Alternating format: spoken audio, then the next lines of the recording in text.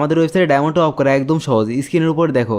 আমরা প্রথমে চলে যাবো আমাদের ফোনের যে কোনো একটা ব্রাউজারে। এখানে আমাদের ফোনে রয়েছে ক্রোম ব্রাউজার, তো আমরা এখানে ক্রোম ব্রাউজারে ক্লিক করে দিই। তারপর এখানে চলে এসে গুগল, আমরা চাইলে এখানে গুগলেও লিখতে পারি, অথবা আমরা চাইলে উপরে এই অ্যাড্রেস বারেও লিখতে পারি। তো আমরা গুগলেই সার্চ করব, গুগলে এসে সার্চ করব FRTOP top UP up .com COM।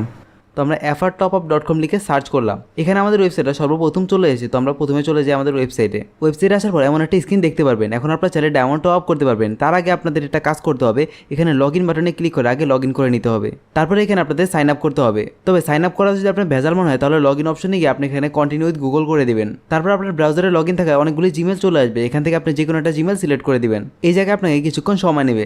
তারপরে আপনারা দেখতে পারবেন আপনাদের ওয়েবসাইটে চলে এসেছেন। এখানে আমরা দেখতে পাচ্ছি আমাদের অ্যাকাউন্টে আমরা চলে এসেছি। তারপরে এখানে উপরে আবার ফ্রি ফায়ারের এফআর টপ আপের উপর ক্লিক করে দেবো আমরা। এরপর আমরা চলে যাবো এখান থেকে ফ্রি ফায়ার অপশনে, যেহেতু আমাদের ফ্রি ফায়ারে ডায়মন্ড টপ আপ করতে হবে। আর এখানে আপনারা দেখতে পাচ্ছেন ডায়মন্ড টপ আপের অনেকগুলো অপশন রয়েছে, সবগুলো সুন্দরভাবে লেখা আছে। আমাদের এখানে 1090 ডায়মন্ড লাগবে, আর এটার দাম হচ্ছে 760 টাকা। দামটাও কিন্তু দেওয়া আছে, আর নিচেও আমরা দাম দেখতে পাচ্ছি। আর এখানে আমাদের ইউআইডি দিতে হবে। আমরা এখানে আমাদের প্লেয়ারের ইউআইডিটা দিয়ে দিলাম। তো আমি এটা ইমাজিন করে একটা ইউআইডি দিয়ে দিলাম। তো এখানে আপনারা ইউআইডিটা ভালো করে দেখে তারপর দিবেন। আমাদের ইউআইডি দেওয়া হয়ে গেছে। তো এখানে আমরা বাই নাওতে ক্লিক করে দিচ্ছি।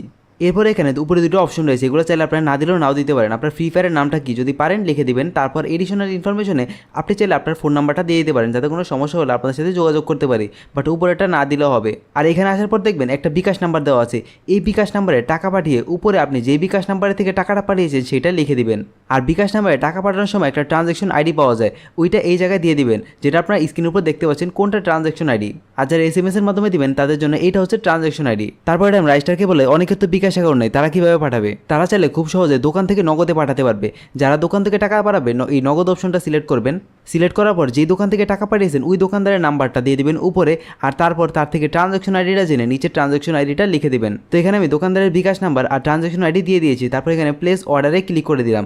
আমাদের কিন্তু অর্ডারটা কেনা হয়ে গেল। দেখেন এখানে বলে দিয়েছে থ্যাংক ইউ। আর এখানে আমরা দেখতে পাচ্ছি আমরা কত ডায়মন্ড কিনেছি। তারপর আমাদের বিকাশ নাম্বার আর গেমের ইউআইডি ঠিকঠাক থাকলে আমাদের অ্যাকাউন্টে ডায়মন্ড 2 মিনিটের ভিতরে চলে যাবে। আর আপনাদের কোনো সমস্যা হলে এখানে নাম্বার দেওয়া আছে, নাম্বারে কল করে আপনার সমস্যার সমাধান পেয়ে যাবেন।